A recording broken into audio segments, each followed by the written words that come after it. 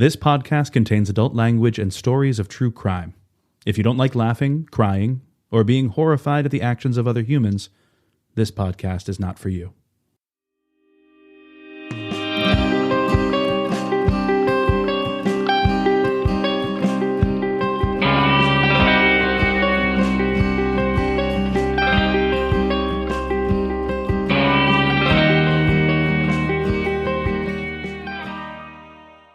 All right. Hello, listeners, and welcome to our 31st listener short stack. Wow. And this is just where we read to you updates or things that you, the listener, have sent to us. And we're excited to get started, and we're happy you're here. Allison, do you want to start us off? I will. So this message comes to us from Carrie R. via Facebook. And Carrie says, "Hey, ladies. I just listened to the 50 States of the Unsolved for Ohio. So if you're not a patron, 50 States of the Unsolved is Patreon-only bonus content that we have, and we cover each state. And we were just on Ohio, and I covered Brian Shaffer, the disappearance of Brian Shaffer. And we had a lot of people respond about this episode, so I think it's a case that everybody's really interested in. But Carrie says, somehow I was not already aware of the Brian Shaffer story. One possibility you mentioned was somehow Brian died in the bar, but his body was stuck or hidden and never found. I realize that this is probably highly unlikely in the Brian Shaffer case. However, something similar did happen close to me a couple years ago. Ugh. In 2019, a body was found in a grocery store that had closed in 2016. Oh my God. When the body was found, a contractor was moving large refrigerators out of the closed business. The man was identified as a person who went missing in 2009. At the time he went missing, he was an employee at the store. The store remained open for 6 more years after he died. It is believed that he fell behind a fridge or freezer in 2009. Because of the noise made by the machines, no one heard him if he tried to yell for help. When this story broke, many people said they never liked going to this store because it always smelled. Oh my God. Oh my God. But they didn't notice he had just randomly disappeared? I don't know.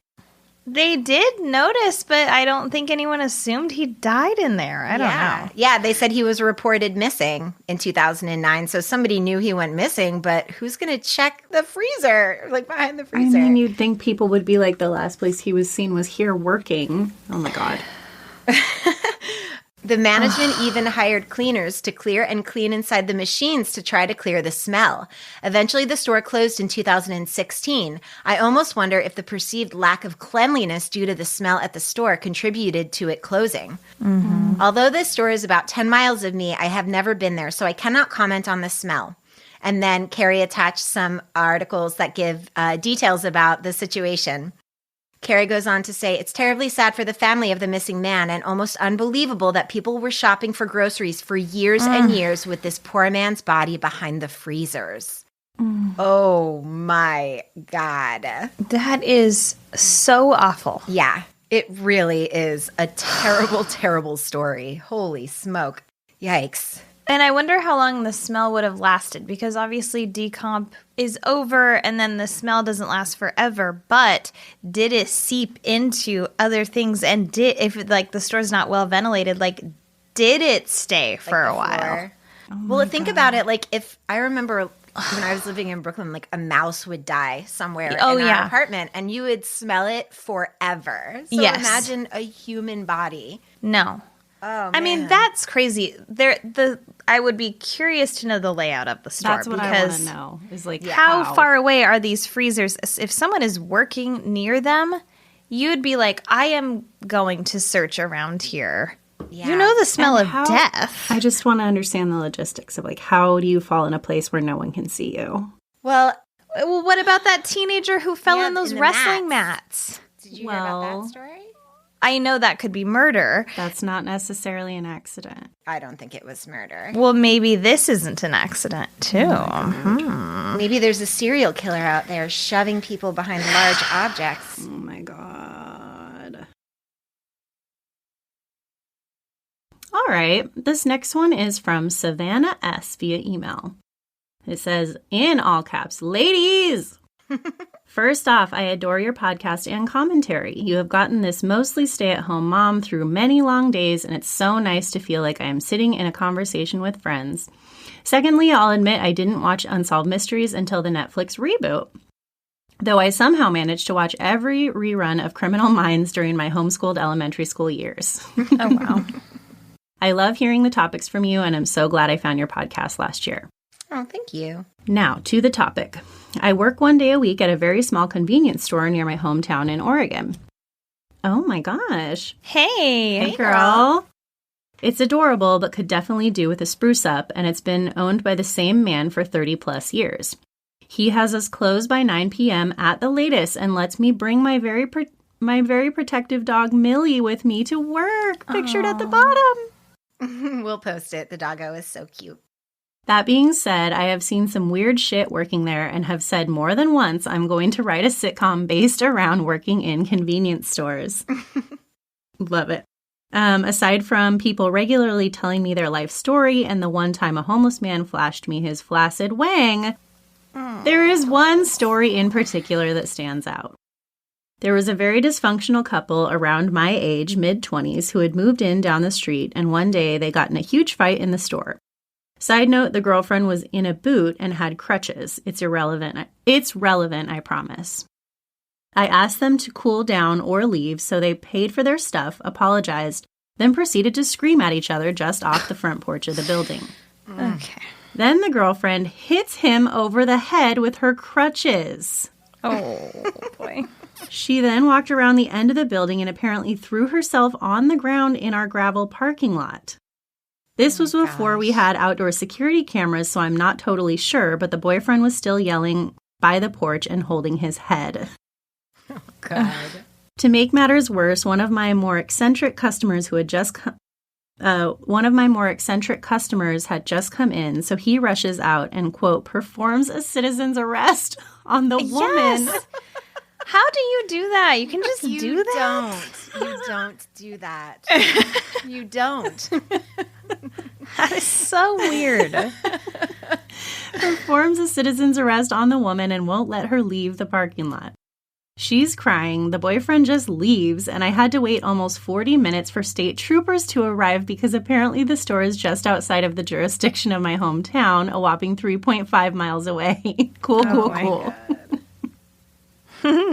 There are, of course, some very nice people who come into the store, too, like the man who was hitchhiking and played his guitar and sang a folk song in exchange for a pack of cigarettes. Aw. Something I normally wouldn't do, but he had great energy and my dog liked him. Plus, the song was pretty great.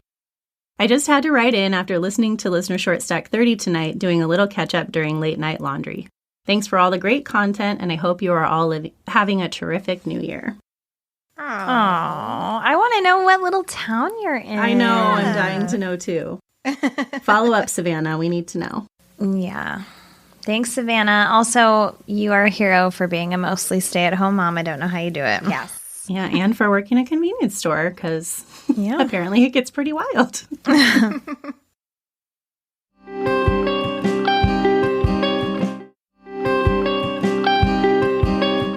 Okay. This is from Julie. And Julie says, hi, y'all. I just listened to your episode about the Florida church arsons, and it brought back some memories in a big way. My mom actually observed one of the fires in progress. Oh, wow. She was driving home after midnight, and her route happened to go past Westwood Hills Church of God. Fire crews had just arrived and were starting to battle the flames, which she said were at least 3 stories high as the trees, is how I remember her describing it. Wow. There are 3 churches at that intersection. It's a real churchy part of the world here. But Zion Lutheran and Westminster Presbyterian are smaller and mostly hidden by trees, so that might explain why they weren't targeted. At the time, everyone was sure that we could blame, of course, Satanists. Of course. There was a definite sense of our community being under attack because the student murders had happened only the year before. You non-locals will know that case by its other name, the Gainesville Ripper. Oh, wow. Either way, 1990 to 91 was not a great time to live here. One final note, you expressed confusion as to how an unhoused person without a car of their own could quickly travel between Gainesville, High Springs, Ocala, etc. It's pretty uncommon for people to live in the latter two cities and commute to Gainesville for work or school, so he could have easily gotten a ride or even taken a bus. The other cities are also within a reasonably short drive, at least by rural Florida standards. What great information. This is one of the ones that we've gotten the most like locals writing in about or people that have like personal experience with mental illness in their families, and it's just like made people think about things, I feel like. I love your podcast. Keep up the great work. Thanks, Julia. Thank you. Julia. Yeah, I love the perspective that we get from people that live in the area too, because when we tell the stories, we're just looking at a map or you know. Yeah. Thank you, Julia. Yeah, thank you. Okay, this comes to us from Beth K via Patreon, and it is also about the Brian Shaffer case in Ohio. So Beth says, "Hello, honeys. I am listening to your podcast, and I live in Columbus, Ohio. Here is some information that you might find interesting. Hang On Sloopy is the unofficial official song of the OSU football team. If you live in Columbus, you know it's all about the Bucks and go Bucks. It doesn't surprise me that it was Ohio's state song. Chrissy Hind is from Ohio, too. She's the lead singer of The Pretenders for all of you youngins out there.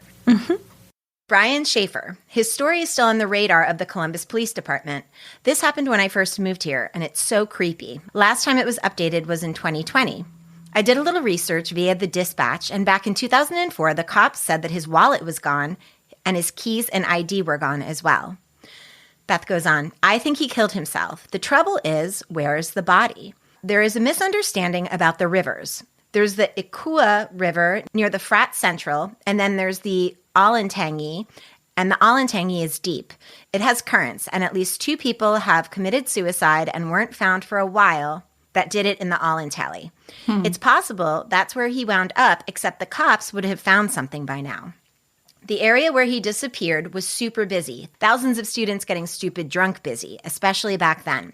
Smartphones really weren't a thing back then, so it doesn't surprise me that there's not a lot of texts. I doubt the smiley face killer theory in general and it being applied to this case. Someone knows something, and it's just really sad. Columbus is one of those biggest little cities, especially in the Midwest. If you get a chance, check out the OSU Marching Band. They are on YouTube, and they are amazing. A couple of other fun facts about Ohio. Johnny Appleseed is from Ohio, a total nut. Started his journey right at the beginning of the Olentangy River, which is at 3rd Ave and Olentangy, a major street crossing in Columbus. Ohio has a bunch of U.S. presidents and is the home of the Underground Railroad for enslaved peoples escaping the South. Hibiscus, cactus, and pawpaw trees are native to Ohio, which is really weird because you wouldn't think anything like that has any business growing in a state that has snow. Yeah. Ohio is also infamous for being the beginning of the Oxy Express, still. Oh. Well, thank you, Beth. So I like that. informative. I love it. Oh, true Ohio historian. I like that you misspoke and said biggest little sillies. Ohio is just filled with the biggest little sillies. Yeah, I mean, I don't rule out the suicide thing either. It just seems crazy that it could have happened that quickly without anyone knowing about it. So many people around, and then for the body to never be found. Yeah. I mean, that for me is the kicker. Even if, like Beth said, even if that Olentangy River has strong currents, somebody would have found something at any point. So, yeah, it's really wild. I don't know. I mean, I don't think the case will ever be solved unless someone comes forward and says that they saw something or did something to Brian. Beth, thank you so much for writing in. That was really fun. Yeah, thank you. Okay. This next one is from Adam B. via Facebook. And Adam says, I grew up in Nevada where Cheryl Kenney vanished. Cheryl Kenney was one of the women. It was suspected. Oh my God, what's her name? It just flew out of my head. Angie Hammond. So Cheryl Kenney was covered in the Angie Hammond segment. Right. She was the one that went missing outside of a convenience store. Right. Okay. I grew up in Nevada where Cheryl Kenney vanished, was 12 at the time. The community was rattled when Angela was abducted and the connection between the 3 cases was established. Didn't know until a couple years ago, but my stepdad knew Cheryl. Oh, wow. He'd stopped into her convenience store before he went to work about 1 to 2 times a week and would chat with her. Oh my gosh.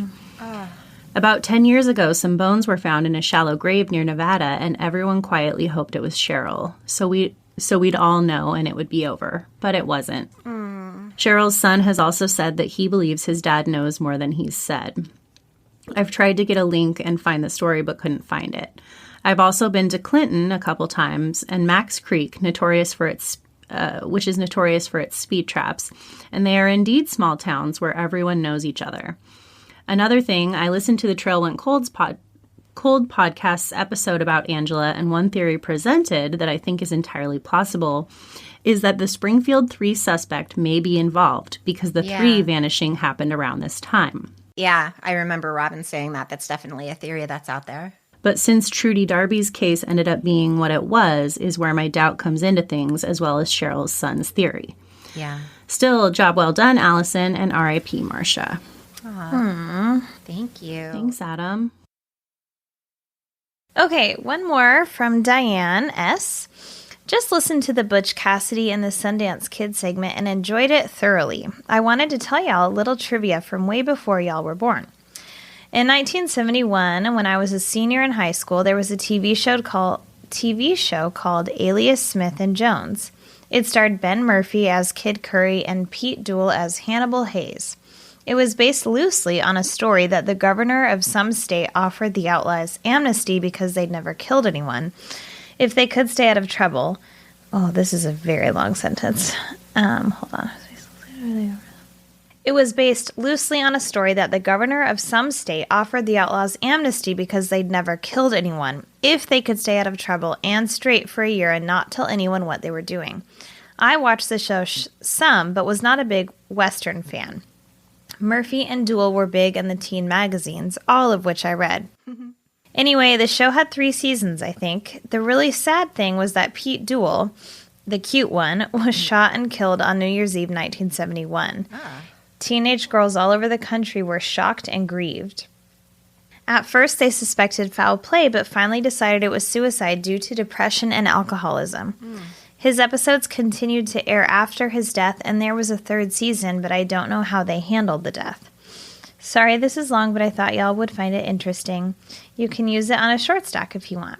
And then she emailed us again and said, I forgot something. I meant to add to my previously long email. It really wasn't that long, Diane, don't worry. We've seen a lot longer, Diane.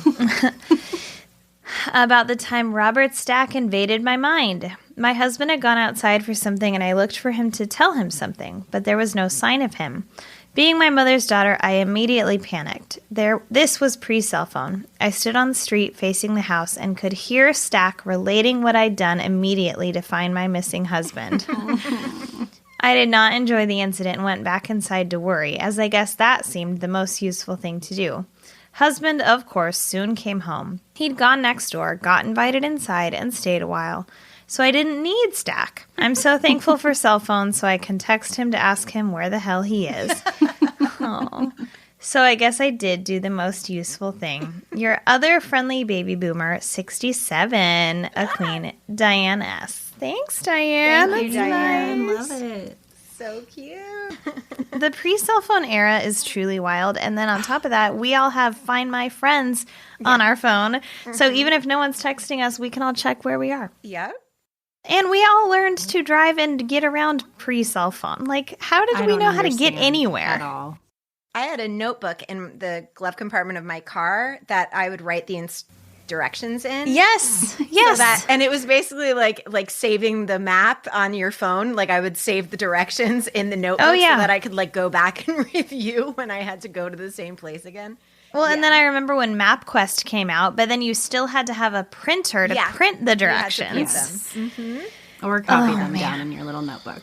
Yeah. But I had like a gigantic map of Oregon in my car also. You did? Oh, yeah, and I used it. I didn't have a map. Like, I still don't know how to read a map. Like, when I travel, I have to rely on who's ever with me because I can't read a fucking map. Oh my I'm gosh. I'm terrible at it. It's so embarrassing. It's something, maybe that'll be my New Year's resolution, to learn how to read a freaking map.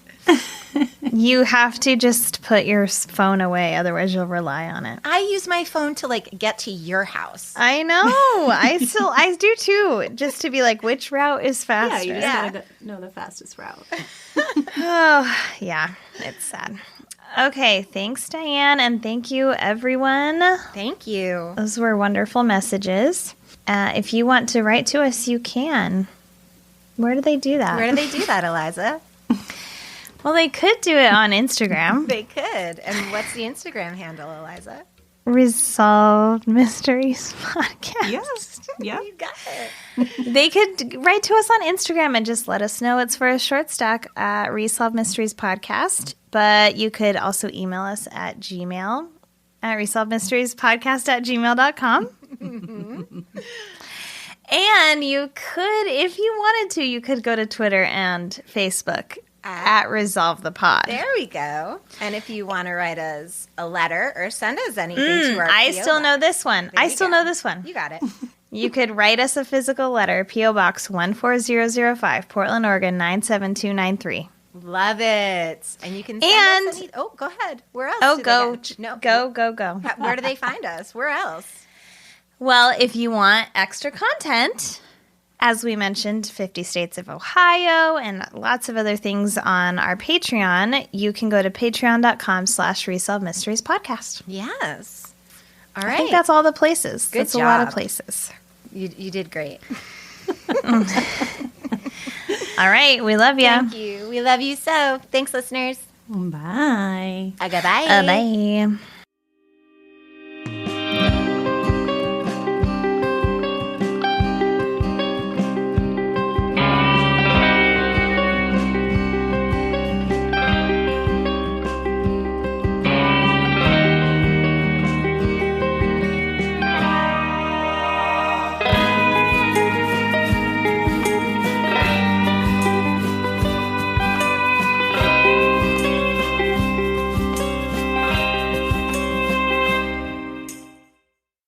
Okay.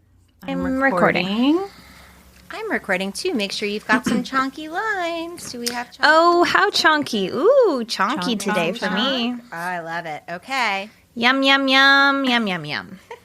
All right. 1, 2, 3.